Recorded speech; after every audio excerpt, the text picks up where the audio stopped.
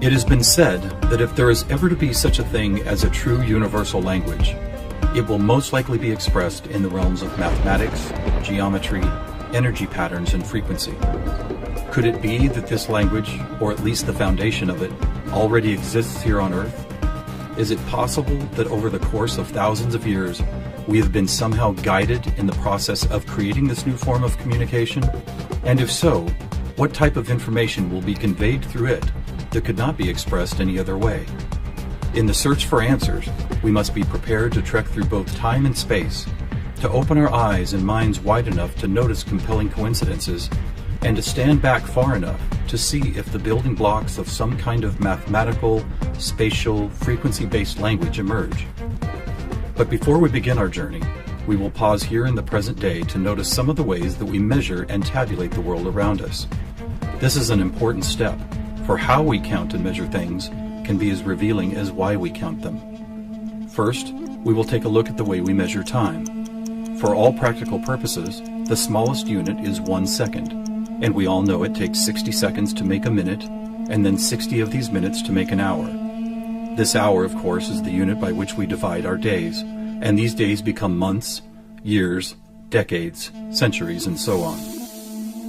Speaking of 60, let's take a moment to notice that all geometry, whether it is 2 or 3-dimensional, is also derived from base 60 mathematics that provide the foundation for a 360-degree circle, which in turn provides us with all the angles and formulas for creating virtually every shape known to humankind. Now let's look at how many cultures from all over the world have chosen to count and group things. Right away, we see that we have been attracted to the number 12, 12 eggs in a dozen, 12 months in a year, 12 inches in a foot, 12 signs of the zodiac.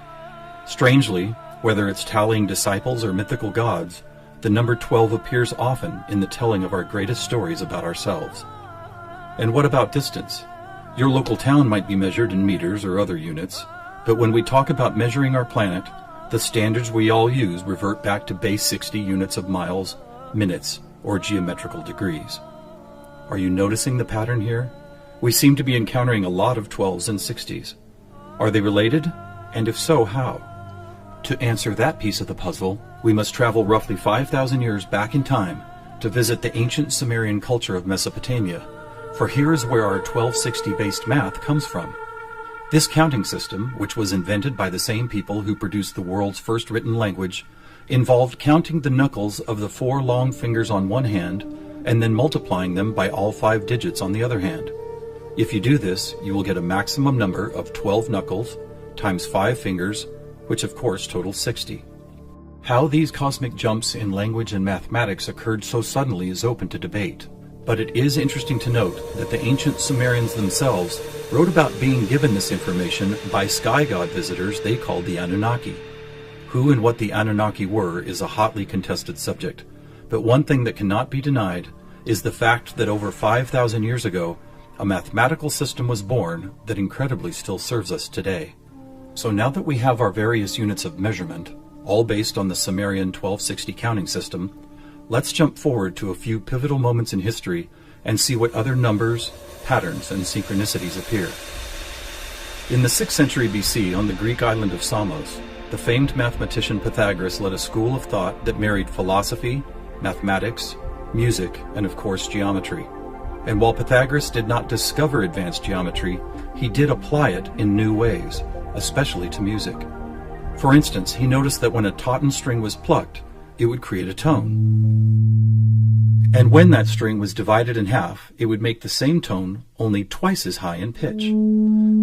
Pythagoras then came up with numerical ratios based on harmonic fifths, and this led to the creation of the musical scale found at the root of most modern music. It is important to note that according to Pythagoras, all musical notes were found by using mathematics, and as such were given number values according to their placement in a kind of master grid. For instance, by using fifths beginning from note number 1, he was eventually guided to note 27. And to find the same note twice as high in pitch, he simply kept doubling it to 54, 108, 216, 432, and so on up the scale. If you've ever heard of Pythagorean tuning, you know that the number 432 is quite important. To Pythagoras himself, it probably wouldn't have stood out more than any other in his numerical grid. But in our quest to find a universal language based on mathematics and frequency, this particular note represents a significant piece of coincidental evidence. You see, many ancient musical instruments, from Tibetan bowls to Native American flutes, happen to produce the same tone, a tone that vibrates at 432 cycles per second.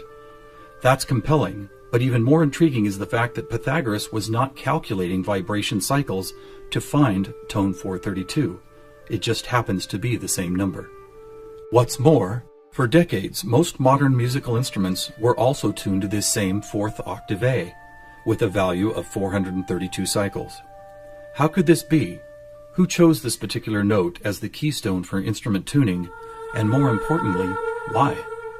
Here is where a deeper mystery begins to emerge, and to explore it we will need to go back to Pythagoras' other passion, geometry. It is not an exaggeration to say that to Pythagoras and his disciples, geometry and math held a key to the nature of all life everywhere, and maybe it does. Let's look at the first four geometric shapes, the circle, triangle, square, and pentagon. In each of them are angles of degrees that, when added together, always total a specific number relative to that particular shape. For instance, if we take a triangle, the sum total of all three interior angles is always 180. For both the square and circle, it is 360. For a pentagon, it is 540. Now at this moment, let's step back and look at these numbers in a different way, as there seems to be something about them that reaches beyond a simple sum of angles. Did you notice that they happen to be in the same numerical neighborhood as tone 432? What's more, they all add up to 9, just like 432. As an experiment, let's take a look at the numbers found in basic geometric shapes, then apply those numbers as vibration cycles to hear the tones they produce. First, let's listen to what the 180 total degrees contained in a triangle sound like.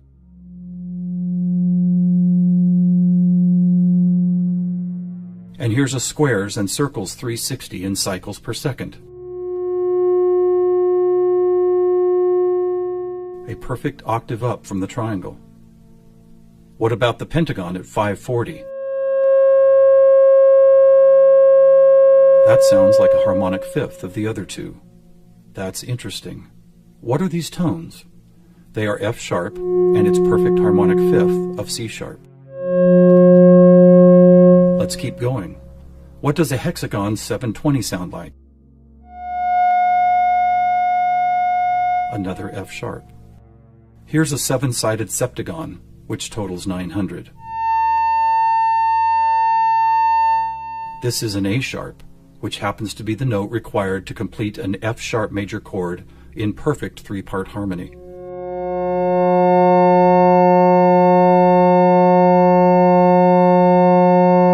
And finally the octagon, where we get 1080, another C sharp.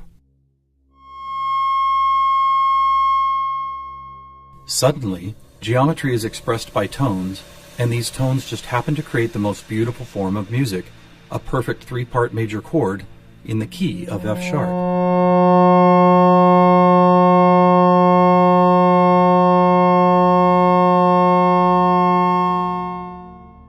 Is this something we've been missing for years? Is it important?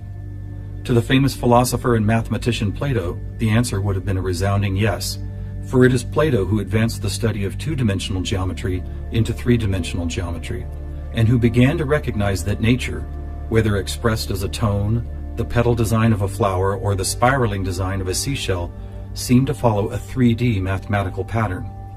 In fact, it became an obsession of Plato to try and find the simplest three-dimensional geometric shapes, and his quest ultimately revealed what we now call the Platonic solids. In essence, these forms represent the most elemental construction blocks found both in human-made and natural forms. So let's see if and how they fit into our geometry tone grid.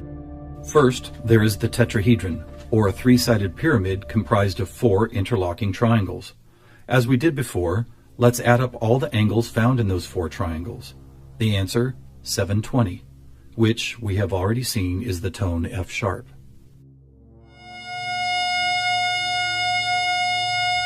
Next we have the cube, whose six 360-degree squares totals 2160. What does it sound like?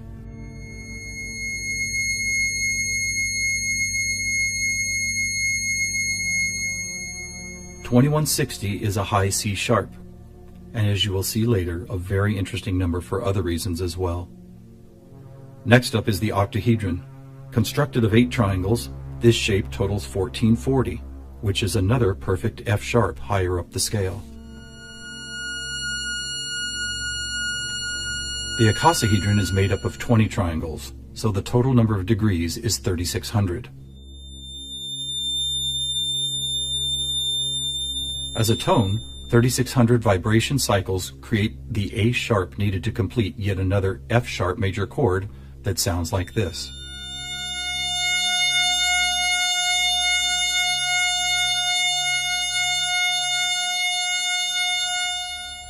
At this point, we have seen how 2- and 3-dimensional geometry can be expressed by the notes found in an F sharp major chord.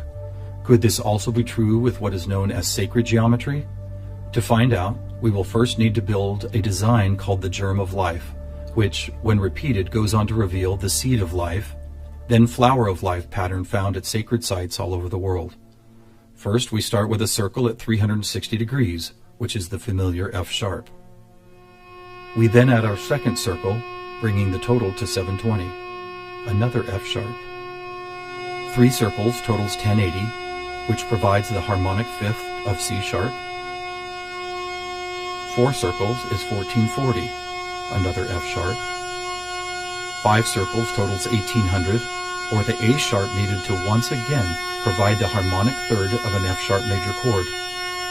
And finally the 6th circle, which brings the total to 2160, another C sharp. Amazing! It's as if we can now both see and hear the flower of life pattern that has intrigued humankind for thousands of years. So now we have 2-dimensional geometry, 3-dimensional geometry, and even sacred geometry being represented by different variations of an F sharp major chord. How is this not common knowledge? How have we missed this connection? There are actually 3 explanations. 1, for reasons ranging from the mundane to the conspiratorial, musical instruments are no longer tuned to an A vibrating at 432 cycles per second, but rather 440. 2, modern tuning calls for equal temperament, which no longer adheres to Pythagoras' whole number simplicity. And 3, the tuning method required to reveal geometric shapes is based on a mathematical grid rather than mathematical ratios. This grid, if it had a name, would probably be called something like factor 9, because the number 9 is found not only in the sum of every note on the grid, but also as the number required to move up or down the scale. For instance, if we started at note A at 216 cycles, all we would have to do is add or subtract the number 9 to reveal all the other tones in that octave. And it is here, on this incredible factor 9 grid, that we find not just some of our geometric numbers, but all of them. Conversely, modern A440 tuning reveals not one correlation to geometric numbers. Now let's go back for a moment and take a look at one of these numbers, 2160, the number expressed by both the cube and the germ of life pattern. You may have already noticed that without the 0, it is exactly half of our magic 432. That's worth noting, but what is even more intriguing is the way this number keeps showing up in other large-scale measurements. To discover one of these measurements, we will need to jump forward from Plato's time to when the Mayan civilization was flourishing. Roughly 1500 years ago, Mayan stargazers were the most accomplished astronomers the world had ever known. Their concept of cyclical time led to many incredible discoveries: the accurate length of a year, the exact dates of seasonal changes, even the moments when solar and lunar eclipses would occur. But their most amazing discovery was of something known as the precession of the equinox, which makes note of a very slow wobble of Earth's axis. Somehow aware of the fact that this wobble takes 25,920 years to complete, the Mayans called this cycle one great year, with each of its 12 great months requiring 2160 Earth years to complete. And what about this? Did you know that the diameter of our moon, when measured in miles, also happens to total? You guessed it, 2160. Lastly, watch what happens when we apply simple division to this highly synchronous number. 2160 divided by 2 is 1080, the angle sum of the octagon. By 3, 720, the total of the hexagon. By 4, 540, the pentagon. By 5, Are you ready? It's the ketone of 432. And by 6, 360, the number of both the square and circle. All F sharps and C sharps, with our 432A thrown into the mix, as if it were some kind of clue to solving a cosmic riddle. Maybe we should look at this number even more closely. As we've stated, our closest celestial neighbor, the Moon, is 2160 miles across, and 216 is exactly half of 432. What about the other large object in our sky? Were you aware that our Sun is 864,000 miles across? Incredibly, where the Moon's base number sequence is half of 432, the Sun's number sequence is exactly twice 432. And do you know how many seconds there are in a day? 86,400, or 43,200 for the 12 hours of day, and 43,200 for the 12 hours of night. Or try this. Take the 360 degrees found in the circular shape of our Sun and Moon, and then multiply it by the 12 hours of either day or night. The answer? 4320. Or how about this? What is the only whole number that, when squared, comes to within 0.01% accuracy to measuring the speed of light? 432. What is going on here? We have all these different things: Earth cycles, time and celestial measurements, geometry, sonic frequency, yet they are all represented by the same numbers over and over again. To answer that, we must search for the factor common to all of them, and that common factor is the 5,000-year-old Sumerian 1260 counting system. It is what gave us the inches to a foot, the seconds to a minute, and the 360 degrees in geometry. It's almost as if the sky god visitors, who the Sumerians called the Anunnaki, provided humanity with a counting system that would lead to the discovery of these synchronicities. Could it be that the number 432 really is some kind of cosmic key that unlocks a language of higher understanding? And if so, have these sky visitors ever been back to make sure we don't miss the importance of the 432 matrix? One possible answer can be found in the story of a man named George Van Tassel, a respected aeronautical engineer who believed he was contacted by extraterrestrial beings in the early 1950s. During this encounter, Van Tassel said he was provided with a mathematical formula that could be used for everything from time travel to sound frequency healing, and which he used to build the world-famous Integratron near Joshua Tree, California. What is this formula? It is F equals 1 over T, or frequency equals one particular something divided by the number of time. Well, what if that one something was the biggest one on our planet, the one great year of 25,920 discovered by the Mayans? And what if the number for time was the most logical choice of 60? Suddenly, this mysterious equation is expressed as frequency equals 25,920 divided by 60. Are you ready for the answer? It's 432. Not only the frequency that instruments all of the world have been tuned to for thousands of years, but also the number that reveals the synchronistic nature of life on this planet. Noticing all these coincidences revealed by the 432 matrix and the Sumerian counting system, we must wonder if other ancient cultures were aware of them as well. Just scratching the surface, it would seem that they were. For example, let's take the Sumerian 12 and square it for a total of 144. Right off, we see that it is indeed a number and tone contained within our factor 9 grid. Expanding outward, we find 1440, then 144,000, which is a number that appears all over the world in the most compelling of ways. Take, for instance, the Great Pyramid of Giza. It happens to have been covered with 144,000 smooth white casing stones. To ancient Mayans, 144,000 days was the length of their 394-year back tune, a time cycle which has just begun again. In the Bible, we read that there will be 144,000 chosen ones redeemed from the earth prior to the apocalypse. Obviously, number sequences like these have been significant to many different cultures and religious sects, and to one enigmatic group in particular, the Freemasons. Were the earliest Masons, the supposed keepers of sacred information, also aware of the factor 9 grid, the 432 key, and the number 144,000? Their infatuation with the numbers 3 and 13 might be telling. For instance, if you divide 144,000 by 432, the answer is 333.3 into infinity. Or take a look at the back of a dollar bill. That famous unfinished pyramid could be revealing some interesting clues. For instance, there are 13 steps climbing the pyramid, and 13 times 33.3 is 432.9. Even the shape of the flat-topped pyramid appears to be made as if someone had drawn 4 dots in a line, then 3 above it, then 2 above that, and then connected those dots to reveal this iconic shape. And of course, let's not forget that the square root of our all-important factor 9 grid is 3 threes. Who else knew about 432?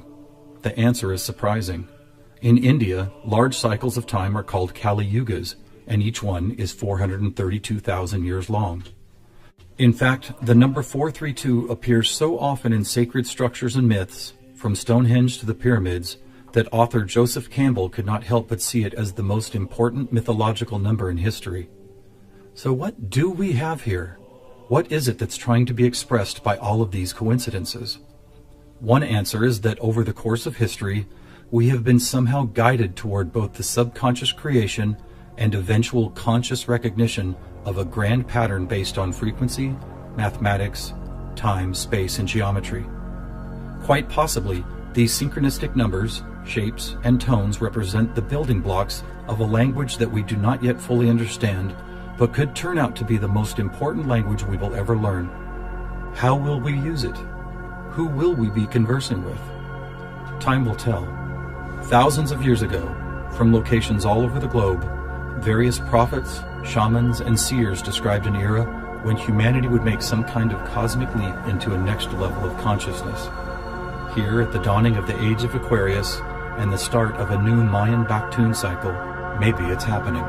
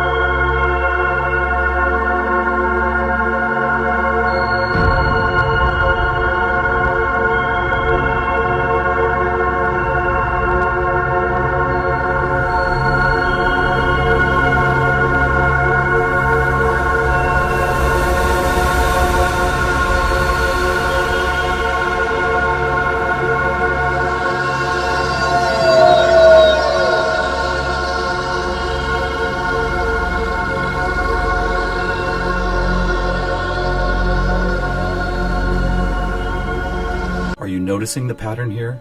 We seem to be encountering a lot of 12s and 60s. Are they related? And if so, how?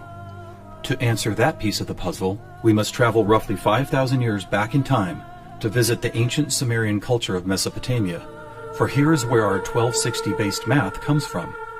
This counting system, which was invented by the same people who produced the world's first written language, involved counting the knuckles of the 4 long fingers on one hand and then multiplying them by all 5 digits on the other hand. If you do this, you will get a maximum number of 12 knuckles times 5 fingers. What type of information will be conveyed through it that could not be expressed any other way? In the search for answers, we must be prepared to trek through both time and space, to open our eyes and minds wide enough to notice compelling coincidences, and to stand back far enough to see if the building blocks of some kind of mathematical, spatial, frequency-based language emerge. But before we begin our journey, we will pause here in the present day to notice some of the ways that we measure and tabulate the world around us. This is an important step, for how we count and measure things can be as revealing as why we count them. First, we will take a look at the way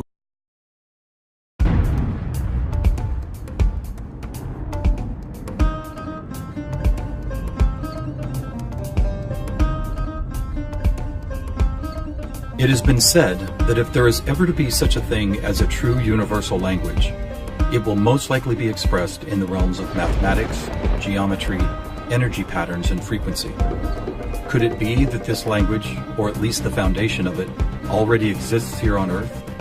Is it possible that over the course of thousands of years, we have been somehow guided in the process of creating this new form of communication? And if so, now let's look at how many cultures from all over the world have chosen to count and group things. Right away, we see that we have been attracted to the number 12. 12 eggs in a dozen, 12 months in a year, 12 inches in a foot, 12 signs of the zodiac. Strangely, whether it's tallying disciples or mythical gods, the number 12 appears often in the telling of our greatest stories about ourselves. And what about distance? Your local town might be measured in meters or other units, but when we talk about measuring our planet, the standards we all use revert back to base 60 units of miles, minutes, or geometrical degrees. We measure time. For all practical purposes, the smallest unit is 1 second, and we all know it takes 60 seconds to make a minute, and then 60 of these minutes to make an hour. This hour, of course, is the unit by which we divide our days, and these days become months, years, decades, centuries, and so on. Speaking of 60, let's take a moment to notice that all geometry, whether it is 2 or 3 dimensional, is also derived from base 60 mathematics that provide the foundation for a 360-degree circle, which in turn provides us with all the angles and formulas for creating virtually every shape known to humankind.